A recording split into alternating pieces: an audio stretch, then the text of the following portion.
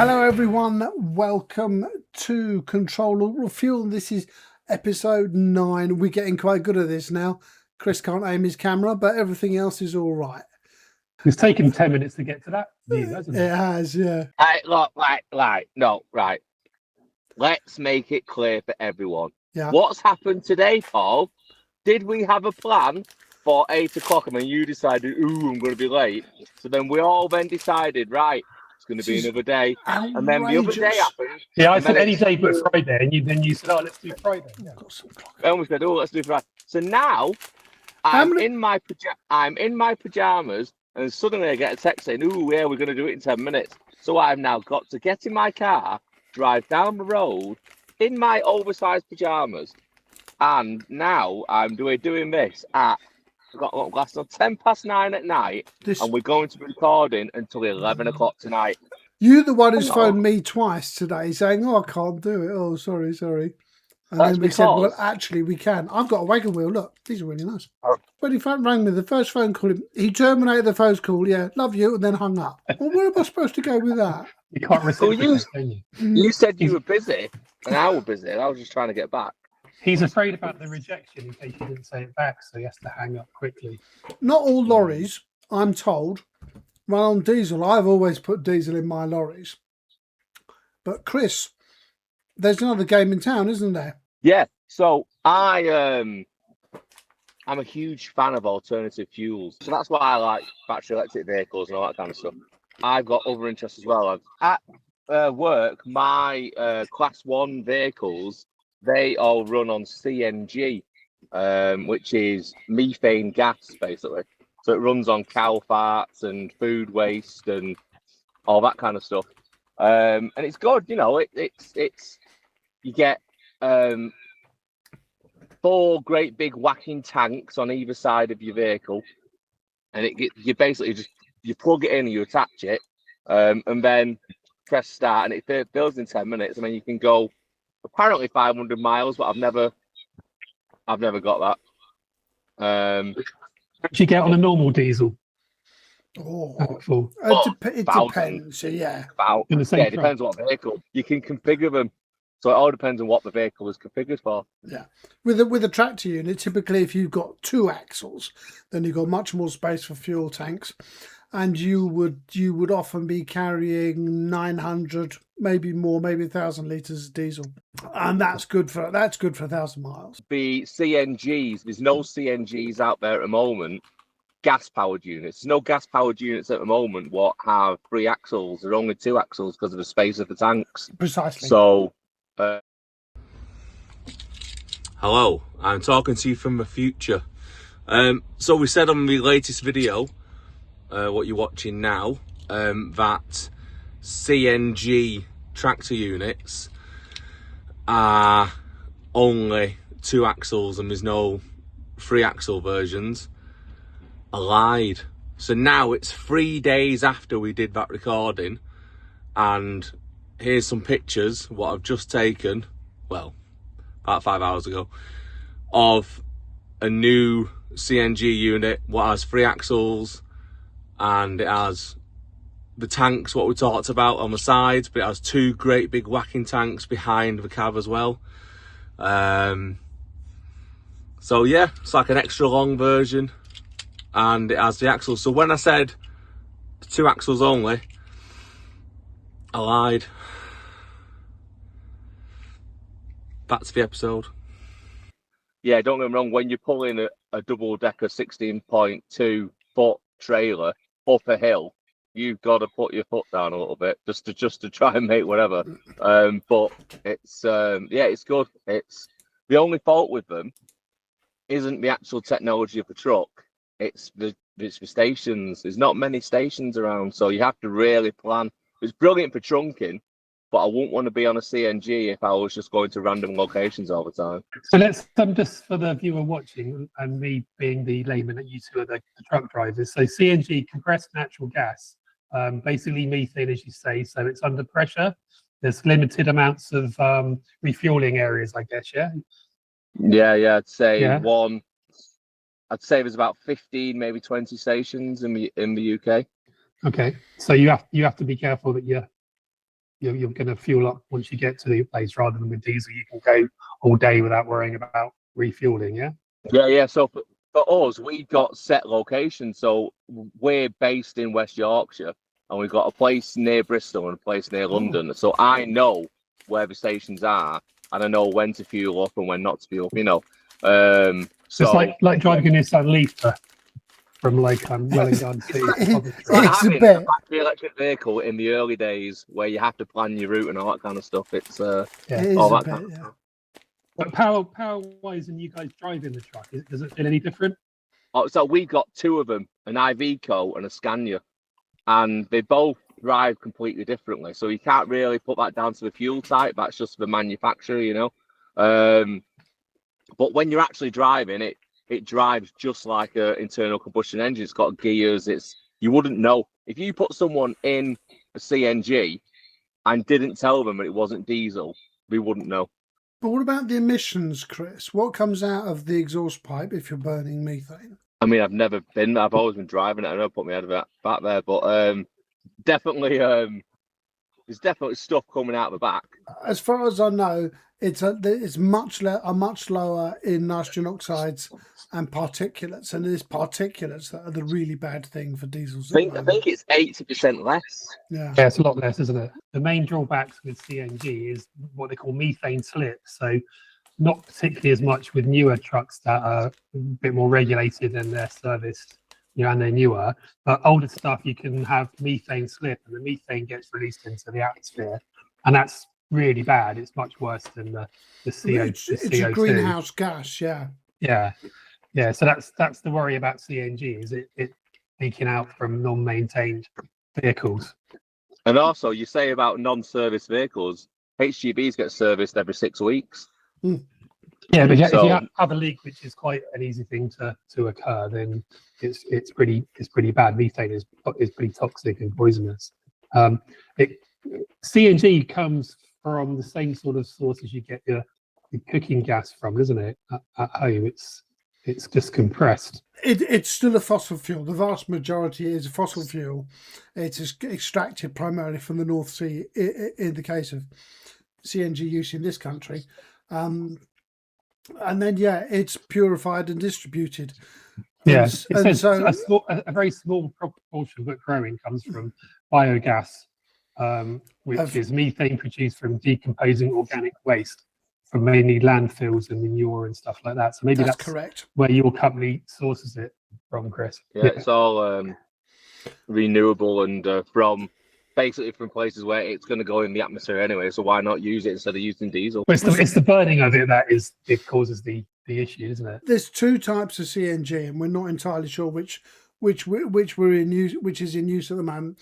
So there's fossil-derived CNG, which is essentially the same sort of gas that you burn in the boiler at home, And then there's bio-CNG, which is, as you say, recovered from things like cow sheds and landfill and stuff like that. Yeah, that's what we use.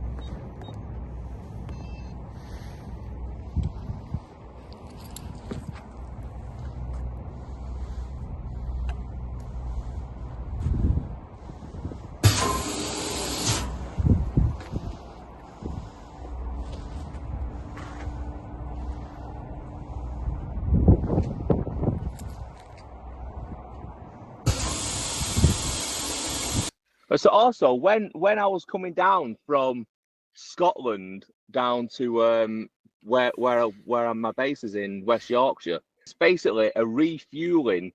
Doesn't matter what you've got. My favourite is battery electric vehicles. But if you go to this place, which I can't remember what it's called now, but it's not marked on my motorways as services. It's not marked as fuel. But when you find it, it's got CNG, it's got JET, JET battery chargers. It's got obviously petrol, diesel, HVO.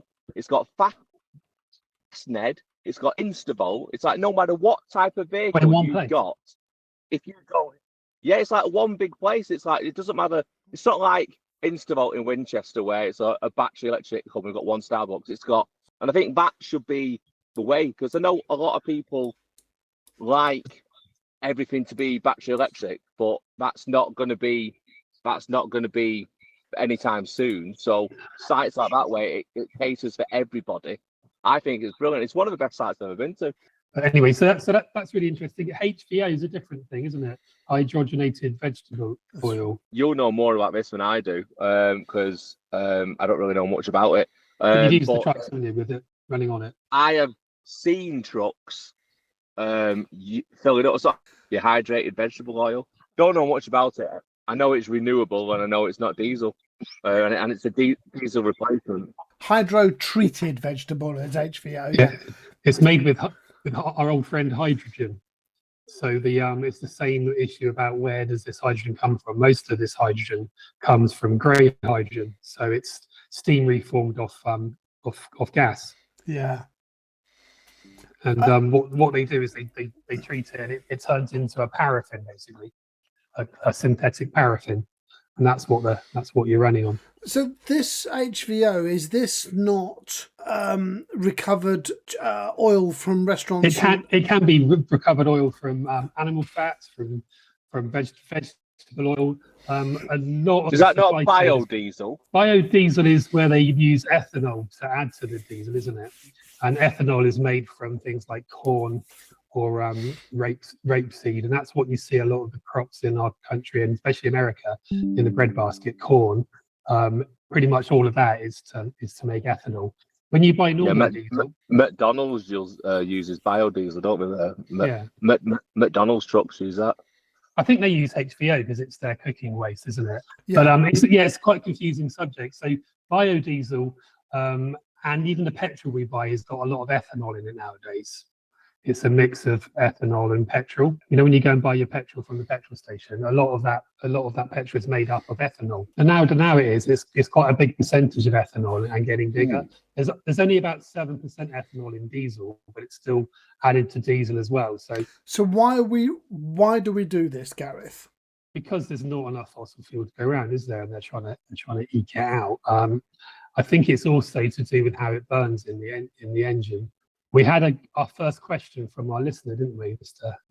Ant Hibbs, today, asking why you can't run a normal car on HVO. That's a good question. Did we see that? It is. It's our first question. Thank you, Ant. What's the answer? Well, the answer is that the fuel that you guys are buying for your normal cars, of petrol and diesel, has got other things in it that help your engine run correctly, and detergents and stuff, all sorts of different things.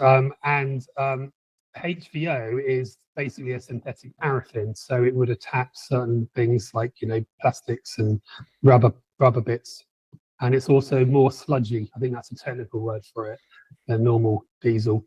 So some cars can run on it, but it's quite a few, and you have to be very careful because it will mess up your filters and your rubbers and stuff like that. HVO. It's paraffin, basically. But it's essentially a drop-in. It's a drop-in replacement for diesel, isn't it? It's a straightforward one-for-one. Yeah. Oh, is it? The engines that run on it is much more efficient. The emissions are much less to almost nothing. But as always, but you need to do no changes to the engine when you swap between the two fuels, as I understand it. Is that right? On trucks, yeah. On cars, you can't run all cars. You can't just run a normal diesel car in HVO. It will work, but not for long. Oh, okay. Well, so if you go on in Ireland, certs have their own petrol diesel forecourts, and they do HVO pumps as well. And I know that Certus have reduced the cost of HVO to equal diesel. So it's the same price if it's rather than it being the more expensive, and that's in Republic of Ireland. But I know when you go on, I'm pretty sure it's a Certus website. You go on, there's only certain car manufacturers what say this will work with our cars, no problem. Absolutely, yeah. Hyundai isn't one of them. And my internal combustion engine car is a Hyundai, so I've not actually took the risk yet. But there is quite a few brands what are saying, yeah, HVO is absolutely fine in ours, but Certus is the same company what does CNG, so they're trying to put all the get the feet in different baskets, trying to please everyone. I have seen this website because when we said that we were going to talk about this, I did do a little bit of research some time ago. Yeah, it's quite a growing thing that will take up a percentage. I think I read 20 to 30% want to replace the diesel stocks with HVO, but it's like our old friend hydrogen. It's the process to make the fuel is the issue. Yes, the tailpipe emission bit is all nice and much more lovely than it would be if it was diesel tailpipe emissions. But making the stuff, HVO we're talking about now, uses a large amount of hydrogen. It's made with a lot of hydrogen, which is nearly always grey hydrogen, not renewable. And the oil type stuff is linked heavily to the palm oil industry. There's lots of talk about palm oil getting into the supply chain, which is really bad for deforestation and all that sort of hippie jazz, as we say. I didn't know that. So yeah, so it's very good and clean at the user end, but at the production end, it's the same sort of problems we've got with all fossil fuel derived fuels, and it's not the scaling of it to cover the entire diesel fleet is never going to happen. It's just too big. It's just like a small percentage. It will help plug a gap, if you like, a stepping stone, but it won't. It's not something they can replace completely. Same with biodiesel. Most companies are definitely using it. Because using it, but it's about 20. They're looking for about 20 to 30% uptake is about where they think they could actually get to with it. So like anything, isn't it? You've got HVO, you've got CNG, you've got biodiesel. There's various different things, but none of them are clean end to end or actually truly renewable. They're talking about making HVO from algae, which produce. Algae reproduces quicker, doesn't it?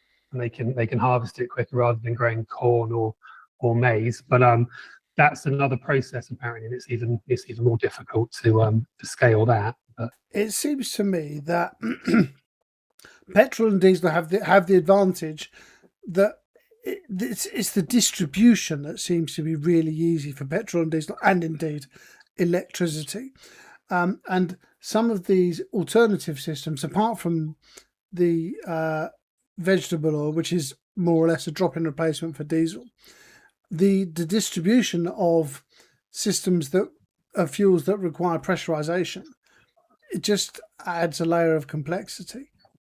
Like hydrogen, yeah. Well, like hydrogen for a start. Hydrogen's got to be cryogenically stored. Yeah, I mean, the logistics of hydrogen are much worse than CNG, for example. Yeah, it's still volumetric. That's why it's compressed, because it's volumetrically quite big, isn't it? So yeah, they have to compress it to be able to store it in any particular decent number. Well, that's to answer Tony's question as well, which I think is the same Tony who I used to speak to quite a lot, who lives in Newcastle under Lyme. He does. And I think it's used to work for Rolls-Royce. Yeah, is it the same guy? Because he Tony. left Twitter.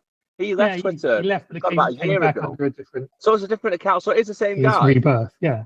Oh, his rebirth. God, he's been reborn. I hope that's not a secret. I'll have to ask him if I can reveal that before we publish it. Thank you for the question, Tony.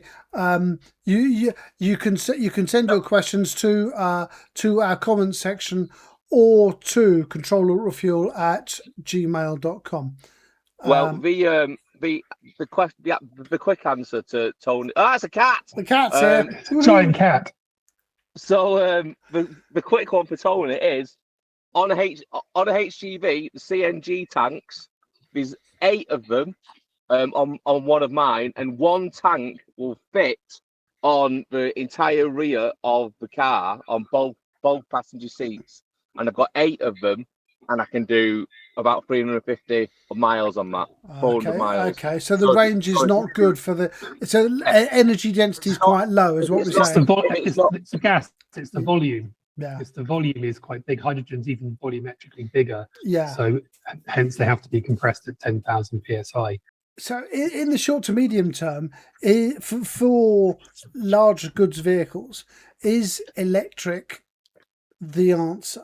I think it depends on the time scale. Doesn't doesn't appear it? to It's be, not the does answer it? now. It's not the answer Because in the short because term, diesel's really efficient, and large vehicles are, they're commercial vehicles, and they're there to make money, and they're there to provide a service, and the operators are going to go for the fuel system that is cheapest, and at the moment that's diesel, and I wonder if it's going to be for the time. CNG is cheaper. Okay, but the uptake isn't there yet. It is. There's loads of companies what using CNG. Well, Loads of us. you keep saying clean. that, but I don't see them about, and I know what their tanks look Because you like. don't go to CNG sites. No, I don't. No, I mean I work in air freight, and these are all exclusively diesel. There's a couple of electrics, but they're usually 7-tonners. As of today, as well, the 2nd of December, which is today, the Mercedes E-Actros 600 is setting off Groats and going to Land's End, which is a battery electric HGV, and we're doing it all on LinkedIn, and it's doing the journey, and we're going to document it about charge parks and all that kind of stuff. Obviously, there's going to have to be a lot of decoupling. And all that kind of stuff, but yeah, it's CNG. There's more and more companies using it. My company's using it. Morrison's, Warburton's, Royal Mail, Home Bargains. What else do I see? Yeah, the entire fleets are turning to CNGs. It's more popular than what you think. How much is it compared with diesel? Can we insert prices here? I don't know, because every company will have their own rate, so they'll contact the company. It's like a bit like having a fuel card for somewhere. You can't really say how much it is, because each company will say, we're going to use this, how much do you, so they'll get all the special rates. They would negotiate their rates. They're called bunker rates, and yeah, when I fill up at BP, my company's not paying the rate that's on the totem. No, that's right. Yeah. I can't get any figures. But it appears to me that it's a lot of the supermarket operators that are using CNG and stuff. With transport and big companies, they're always going to gravitate towards what's going to save them money and not cost them long term. There's more to running a car or a truck, isn't it, than just how much the fuel costs. You don't want the bloody things blow up on you or need servicing more. The total cost of ownership is what drives these account managers. It absolutely is, yeah. I just want to circle back, because I think we can be confusing the listeners here, the listener. So we've talked about CNG. Yeah, just Tony. Natural. Tony. Yeah, hi, Tony. he'll be messaging me. Tony and Graham, that's it. Graham, but yeah. Who else is there? That's probably it. Oh, Andrew. Hi, Andrew. Yeah, so we'll talk about CNG, compressed natural gas, which is basically methane. Yeah, we talked about HVO, hydrogenated vegetable oil, which is made by using lots of hydrogen from not renewable sources mostly. And then obviously just the normal diesel, which we all know where that comes from, don't we? The fourth thing we talked about was biodiesel, which is different. This is made it's basically ethanol made from crops. So like corn, rapeseed. As I say, they're talking about doing it from algae. All the petrol and diesel that you buy at the pumps has got some ethanol in it. Petrol's got more ethanol in it than diesel. You're not just buying fuel that hasn't got it in it. So all the fuel we're buying is bio in some way, or engineered. It's not like it used to be in the old days. So you see that E10 and stuff, don't you? It's got more ethanol in it, which is alcohol. So can we just talk briefly? We started to talk about whether electrification would take over in the trucking world. So I think you guys said no, at least not in the short in the short term. So what is it expensive buying the rig, or is it? They are expensive. Yeah, they are expensive. They're about twice the price. Yeah, aren't pull through. All of the above. You don't want to put your tractor unit on a car charger, do you? You want a double gun pull through bay. I mean, there is a new standard for charging large vehicles. At the moment, I've seen, because I know the sales guy at my local Volvo truck and bus, and I've only seen rigids, 16 tonners, but no tractor units. And at the moment, the range isn't there. Other manufacturers are doing much better. Mercedes appear to be doing much better with their electric tractor units, and they're deployed in continental Europe, where their recharging infrastructure is much better. We've got a very poor recharging infrastructure here for cars and lorries. It has to be said, certainly compared to France. I don't agree. I think for cars we've got a really good infrastructure, but certainly for lorries or people towing, it seems almost non-existent. But I'm not in the areas where I'm likely to see them. So, you guys are. When you pull up to a truck park, there's not truck chargers everywhere, no? No, there isn't. No. I mean, it started with commercial. When we talk about commercial vehicle, the wider commercial vehicle space. I mean, almost all of the Amazon vans that I see running around my area, they're all electric.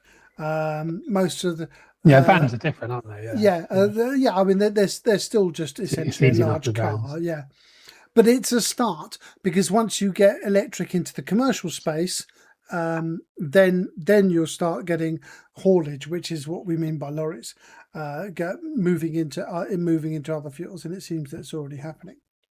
Certainly, especially if the total cost of ownership is lower. That's correct. Yeah. Answer any questions here? Yes, and any questions, as usual, as I say, to control.refuel@gmail.com, or any of the comment channels. Also, the X account, if you can like and subscribe that, we need to get over the 100. We've got 100 now, haven't we? 100.